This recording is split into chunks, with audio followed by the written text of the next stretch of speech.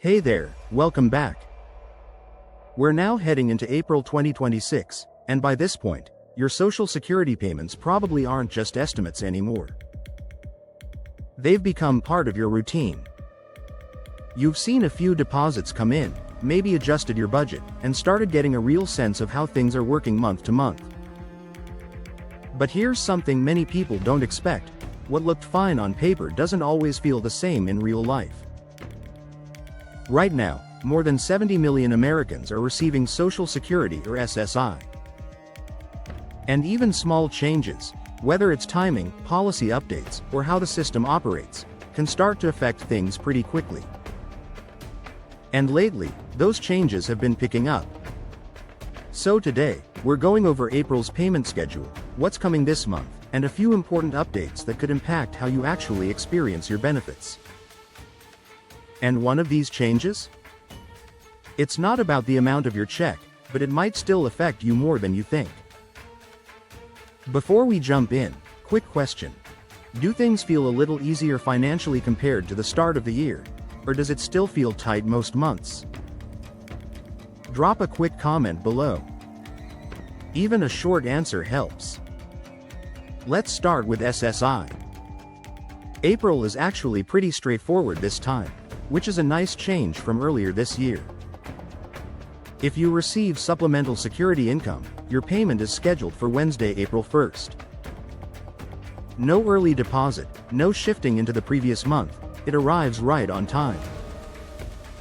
And that might sound simple, but after a couple of early payments earlier this year, it's normal to pause and wonder, wait, is everything on track? It is.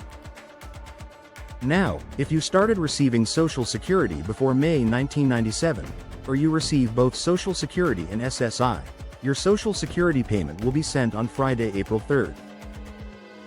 For everyone else, whether you receive retirement, survivor, or disability benefits, your payment date depends on your birthday.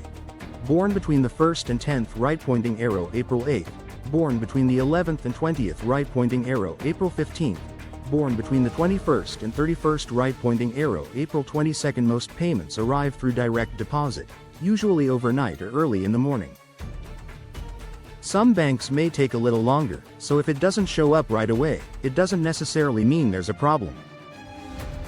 It's usually best to wait a few business days before contacting Social Security, especially if a weekend is involved. Now by April, the 2.8% cost of living adjustment for 2026 has fully kicked in. For many retirees, that's adding about $50 to $60 per month. Sounds helpful, right? But here's where things start to feel a little different.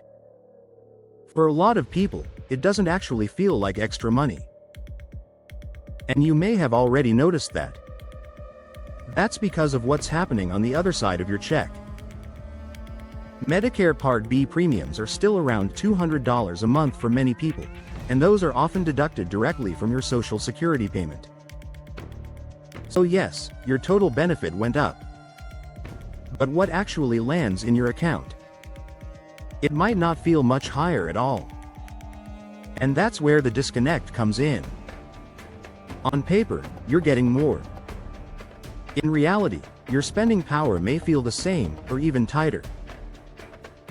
Now let's talk about one of the quieter changes happening right now. This one isn't about your payment amount, but it could still impact your experience. The Social Security Administration has started shifting toward a more centralized system. Instead of relying mainly on local offices, they're moving toward a national system with more online tools and automation. From their perspective, it's about efficiency. There are more retirees than ever, and staffing hasn't kept up. But on the other side, people are starting to notice longer wait times, more automated phone systems, and a bit more difficulty getting direct help. So even if your payment arrives the same way, the experience of dealing with Social Security may start to feel different. There are also some bigger changes happening this year. One of the most significant is the removal of the windfall elimination provision, WEP, and the government pension offset, GPO. Not everyone was affected by these rules, but for certain public workers, like teachers or police officers, these used to reduce Social Security benefits. Now that they're gone, some people are seeing meaningful increases in their monthly checks, sometimes a few $100s more, along with retroactive payments. For those affected, this has made a real difference. But all of this leads to a bigger question: how sustainable is the system long term? Right now, projections still suggest that the Social Security Trust Fund could face depletion in the early 2030s, around 2032. That doesn't mean benefits disappear. But it could mean a reduction of about 25% if no changes are made. So someone receiving $2,000 today might be looking at closer to $1,500 in the future. And while that's not something anyone likes to think about, it's part of why these conversations keep coming up. There are proposals being discussed, like raising payroll taxes, adjusting the retirement age, or modifying benefits, but each option comes with trade-offs. So for now, nothing has been finalized.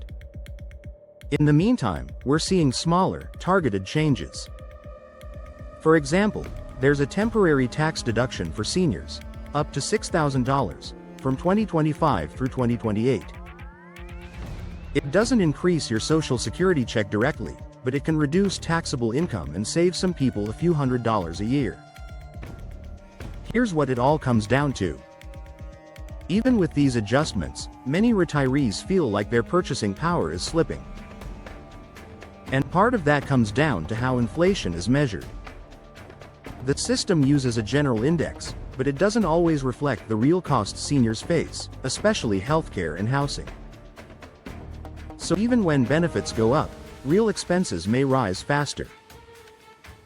And that's why more people are choosing to keep working while receiving benefits. In 2026, if you're under full retirement age right-pointing arrow, you can earn up to $24,480. In the year you reach full retirement age right-pointing arrow, up to $65,160. After that right-pointing arrow, no earnings limit for many. Even part-time work is helping close the gap. Another question that's coming up more often: should you claim benefits earlier, just in case? The honest answer is, it depends. Your health, savings, and overall situation all play a role. But in general, waiting longer can increase your monthly benefit, sometimes significantly. So as we move through April, here are a few simple things to keep in mind. Know your payment dates, focus on what actually hits your account, not just the total benefit. Be cautious about big policy promises unless they're officially confirmed. And one quick reminder: if anyone contacts you claiming to be from Social Security and asks for immediate payment or threatens you, that's a red flag. The agency doesn't operate that way. At the end of the day, Social Security is still functioning. Payments are still going out. But at the same time, changes are happening. Some are helpful. Some create new challenges. And most people are just trying to adjust as they go. If this helped you feel a little more prepared, go ahead and like the video so others can find it, and make sure you're subscribed so you don't miss the next update. Take care, and I'll see you in the next one.